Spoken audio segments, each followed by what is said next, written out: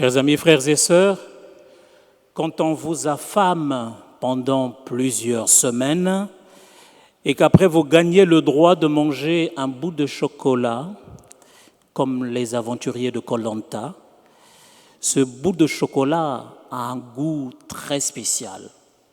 On ne le mange pas, on le déguste, parce que pendant plusieurs semaines, ils en étaient privés.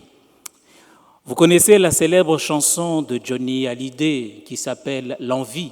Cette chanson a été écrite par Jean-Jacques Goldman. Permettez que je le chante. Comme donne l'obscurité, puis la lumière, comme donne la faim, la soif, puis un festin, comme on lève ce qui est vain et secondaire, que je retrouve le prix de la vie, enfin. Comme donne la haine pour que j'aime l'amour, la solitude aussi pour que j'aime les gens, que j'aime le silence comme face des discours et toucher la misère pour respecter l'argent. On m'a trop donné, bien à l'envie, j'ai oublié les rêves et les merci, toutes ces choses qui avaient un prix, qui font l'envie de vivre et le désir et le plaisir aussi. Comme donne l'envie d'avoir envie, qu'on rallume ma vie. Dans cette chanson, chers amis, vous jeunes, il y a une idée très forte. Quand on a tout le temps quelque chose, on finit par perdre sa valeur. Quand on a tout le temps quelque chose, on finit par perdre sa valeur. Dans cette chanson que vous venez d'entendre, nous allons décortiquer quelques paroles. Par exemple, quand on mange des frites tous les jours, au bout d'un moment, même les frites ne font plus envie. Et comment faire pour retrouver la vraie valeur des choses? Dans la chanson de Johnny, revenons-en, Johnny demande qu'on lui donne l'obscurité pour apprécier la lumière. Il demande qu'on lui donne la solitude pour aimer les gens. Il demande qu'on lui fasse des discours pour apprécier le silence. Et nous, qu'avons-nous besoin pour apprécier la vraie valeur de la communion? Si je n'étais pas prêtre, car j'ai agi in persona Christi, il y a des messes où je déciderais de ne pas communier. Pourquoi? Tout simplement pour creuser en moi le désir de la communion, pour creuser en moi l'envie d'avoir envie de communier. Vous allez comprendre tout au long de ce développement que je vais faire. Chers amis, frères et sœurs, nous sommes trop habitués aux choses de Dieu. Nous sommes trop habitués. À force d'être habitués, on en perd la valeur, la vraie valeur. Et c'est le message que Jésus voudrait nous faire passer aujourd'hui. Nous devons vivre notre communion comme un date, c'est-à-dire comme un rendez-vous galant avec quelqu'un qui nous attend.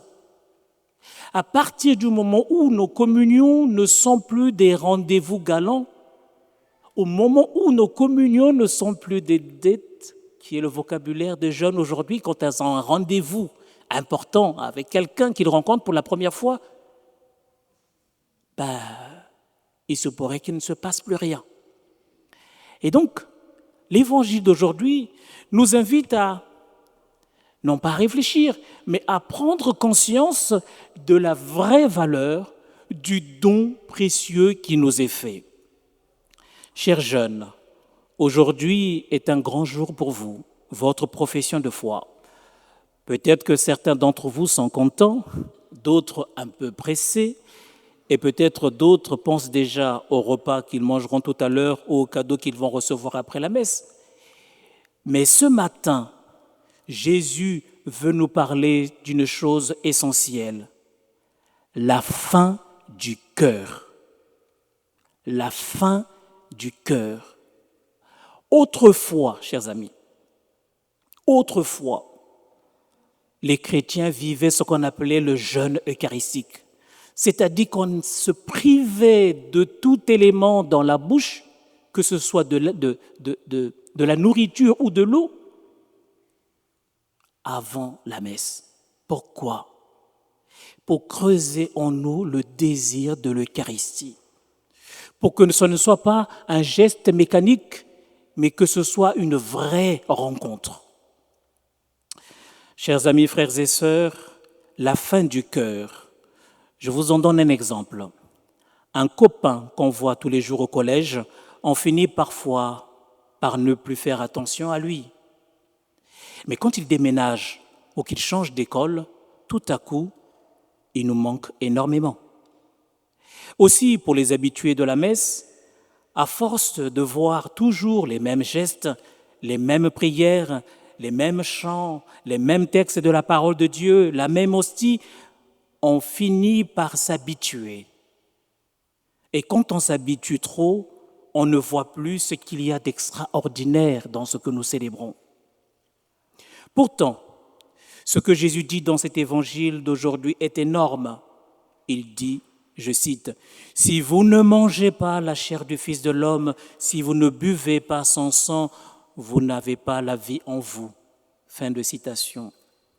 Ainsi, Jésus veut nous dire qu'il y a quelque chose d'immense, d'extraordinaire. La communion, pour nous chrétiens catholiques, n'est pas du tout un symbole. La communion pour nous, ça n'est pas un apéro entre potes en train de manger des chips et un bon verre de mojito du curé. La communion pour nous chrétiens, l'hostie consacrée, c'est vraiment Jésus qui vient à notre rencontre. C'est pour cela, frères et sœurs, que communier est quelque chose de sérieux et de beau. Je le redis pour mes chers jeunes, communier est quelque chose de sérieux et de beau. Hier, pendant les répétitions, je vous ai dit, je voudrais que vos mouvements soient fluides. Il faut que ce soit beau, parce que le beau extérieur va exprimer la beauté de ce qu'il y a au-dedans de vous. Il faut qu'une belle chorégraphie, non pas seulement pour en mettre à plein la vue devant les gens, non, parce que c'est ainsi que vous vivez cette rencontre avec le Christ. Chers amis, frères et sœurs,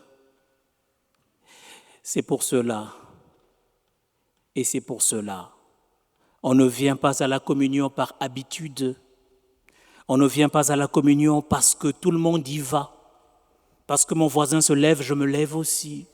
Non, pas du tout. On vient communier parce qu'on veut rencontrer quelqu'un, parce qu'on vient rencontrer le Christ, parce que le pain de vie que je prends dans mes mains et qui entre dans ma bouche, c'est le Christ qui entre au-dedans de moi pour alimenter, nourrir mon âme. Et c'est pour cela que l'Église nous demande d'écouter la parole de Dieu avant de communier. Quand je vois les gens arriver après l'Évangile et se précipiter au moment de la communion, je me dis, mon Dieu, ils n'ont rien compris. C'est comme si quelqu'un débarquait chez vous, vous l'invitez chez vous, et il arrive au moment du dessert. Et il ne prend même pas le temps de l'apéro, il ne prend même pas le temps de l'échange, du partage. Il se précipite direct pour le dessert. C'est inconvenant. Convenez avec moi. Et frères et sœurs, quand on n'a pas écouté la première lecture, la deuxième lecture, l'évangile, comment peut-on s'approcher de l'Eucharistie si on n'a pas d'abord été nourri par la parole du Christ? Ça n'est pas possible. Après, vous faites ce que vous voulez. Et quand vous serez de l'autre côté, face à Dieu, au moment de ce quart d'heure que chacun aura avec son Dieu, moi, j'essaierai de me défendre pour moi-même. Je dirai, Seigneur, bon, allez, ça n'a pas été top tous les jours, mais j'ai fait de mon mieux. Mais chacun aura son quart d'heure. Et durant ce quart d'heure, il faudra dire au Seigneur, Seigneur, voilà, je n'ai pas fait attention aux choses de Dieu. Je ne dis pas ça pour vous acculer, je dis simplement ça pour que, en la solennité de la fête du Saint-Sacrement, aujourd'hui, quand nous nous lèverons pour venir recevoir le pain de vie, que ne soit pas un geste mécanique, un geste habituel, mais que ce soit un rendez-vous. Je me suis apprêté. Autrefois, les chrétiens étaient endimanchés. Ils ne venaient pas en tongs ou en... J'ose pas aller plus loin. Mais on s'endimanchait, c'est-à-dire qu'on était fringués, on était sapés comme jamais, parce qu'on avait un rendez-vous avec Jésus. Et aujourd'hui, on se laisse aller.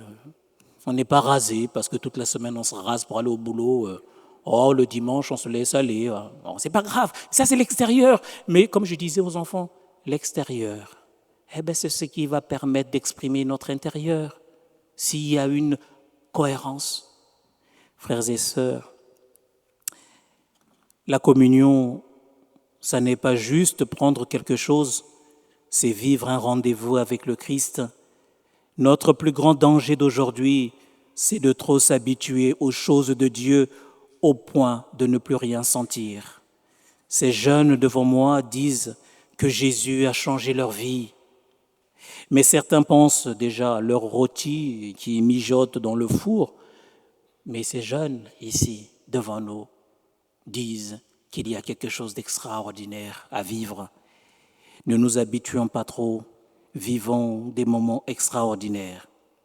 Chers amis jeunes, tout à l'heure, quand vous viendrez communier, faites-le avec votre cœur et dites simplement au fond de votre cœur, Jésus, donne-moi l'envie d'avoir envie de te chercher, de t'aimer et de te suivre.